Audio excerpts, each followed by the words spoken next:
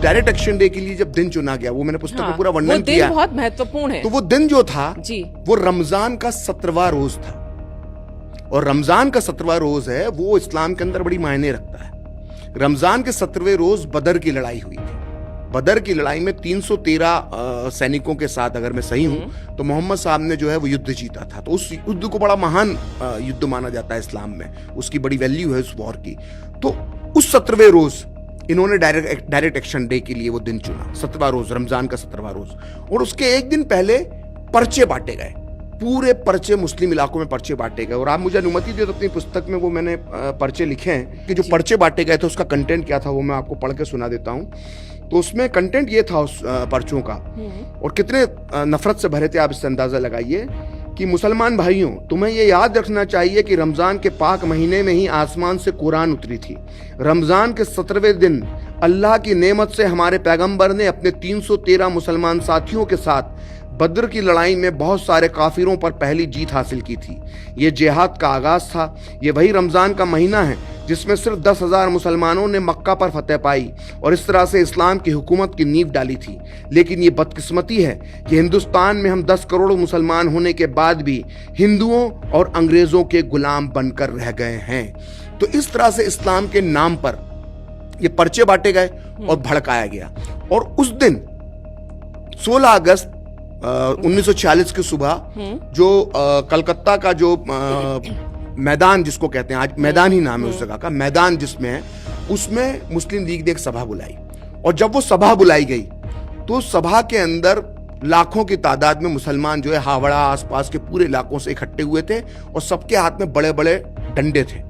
तो अंग्रेज अधिकारी जो फोर्ट, एक वहां पर जगह जहां पे ब्रिटिश आर्मी का हेडक्वार्टर था, तो वहां का एक अंग्रेज अधिकारी सब कुछ देख रहा था। उसने अपनी पुस्तक में लिखा है कि दूर से सिर्फ सर मुंडे ही मुंडे नजर आ रहे थे, इतनी भीड़ थी।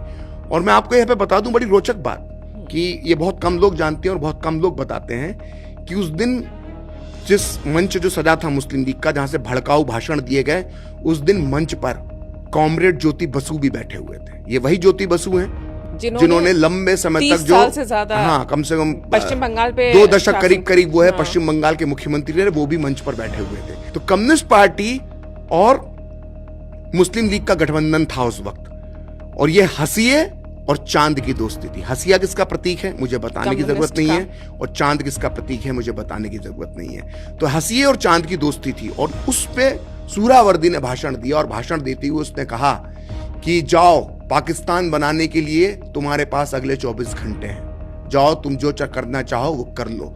उसके बाद जो भीड़ आई, उसने जो किया वो बहुत ही लोमहर्षक वर्णन उसके मिलते हैं। उनमें से कुछ एक मैंने लिखा है और वो आपको मैं पढ़ के सुनाता हूँ कि जो एक लियोनार्ड मोस्ले जो ब्रिटिश पत्रकार थे, उन्होंने अपनी पुस्तक में लिखा है ऐसी क्रूर घटना का वर्णन कि भीड़ जब मैदान से बाहर निकली, मुसलमानों की भीड़, तो उसने क्या किया।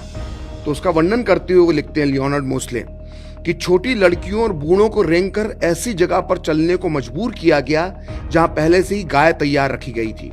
उनके हाथ में छुरी पकड़ा दी गई और फिर उनसे जबरदस्ती गाय का गला कटवाया गया। किसी भी हिंदू के लिए गौ हत्या सबसे घोर पाप था। वहीं एक बूढ़ी औरत को सड़क पर रोका गया। पहले तो भीड़ ने उसे चिढ़ाया, फिर उसके साथ धक्का मुक्की करने लगे और फिर खटाक की आवाज के साथ बुढ़िया के सर पर लाठी का वार हुआ।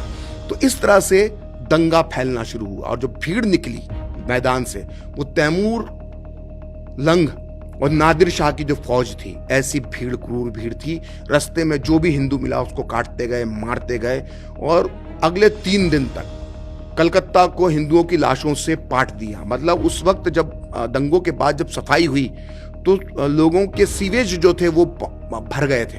तो जब सीवेज खोले गए तो उनके अंदर लाशें अटी पड़ी थी। तो इतने लोग उस वक्त कलकत्ता की सड़कों पर मारे गए और सारे हिंदू थे पहले 3 दिन। तो ये उस समय दंगे की शुरुआत जो है डायरेक्ट एक्शन डे की उस तरह से होती है।